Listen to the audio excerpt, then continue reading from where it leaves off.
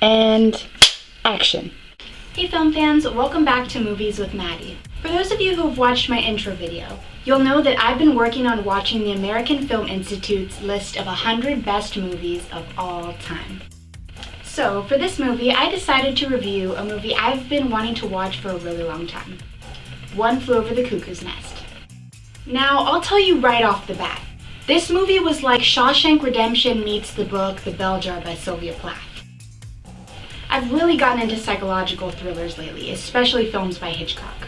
Except, this seemed more real. I did a little research and found out that the 1962 film was originally based off of author Ken Kesey's experience in Northern California as a psychoactive drug effect lab rat, as well as his time working at the VA hospital, which I actually used to volunteer at. Your next stop, the Twilight Zone. Now the main character is the confrontational, crude, deviant Randle Patrick McMurphy, otherwise known as Mac. Jack Nicholson is perfect for this role. And although, from an actor's perspective, I dislike typecasting, from a director's perspective, he's so perfect as the confrontational, crude, deviant, turned vigilante. I love how the movie started out with discriminations and stereotypes and obvious bias, because it was like watching the world through Mac's eyes. Now the whole reason Mac is there is because he wants to get out of his prison work detail by saying that he's crazy. What you first see is his ignorant reaction to what he would call a hospital full of nut jobs. But as the story progresses, Mac's initial frustration and lack of understanding turns into loyalty and compassion for his fellow patients. Throughout the movie, we're able to explore the mental state of the characters. I mean, I've only taken 2 years of psychology, but even I was able to see the symptoms of anxiety, autism, depression, paranoia, and PTSD that the patients showed. And that is probably one of the saddest things about this film. The characters are all damaged or flawed in some way, but they all redeem themselves. And nobody wants anything bad to happen to the underdogs. I think I've said enough. And when I said the characters were redeemable, I meant the patients. The real villains of the movie were the very people you'd want to be the heroes. I'm talking about people you'd normally trust, like doctors and therapists. And that is one of the most effective tools in a psychological thriller, making the viewer feel unsafe, whether it's through distorting a place, thing, or even a person. Though the wicked nurse Ratched doesn't say much in the film. Her calm yet cold manipulation keeps all of the patients living in fear, even the ones who are there voluntarily.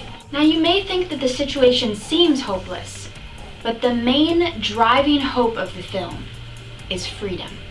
Chief Bromden, an intimidatingly large Native American man who initially pretends to be deaf and blind, is Mac's closest friend and best chance of escaping the institution.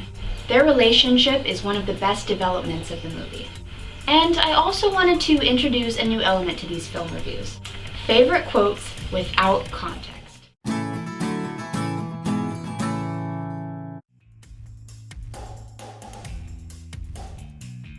Have you ever heard the old saying, a rolling stone gathers no moss? Yeah. Does that mean something to you?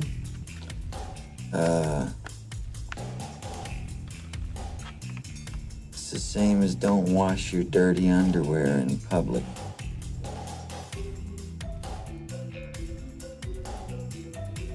She likes a rigged game, you know what I mean?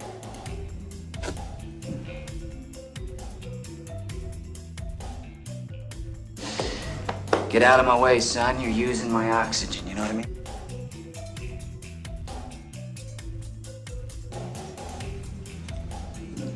Juicy fruit.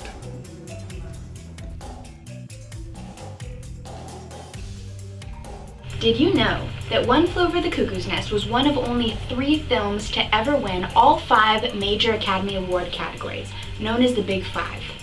These categories are Best Picture, Best Director, Best Actor, Best Actress, and Best Screenplay.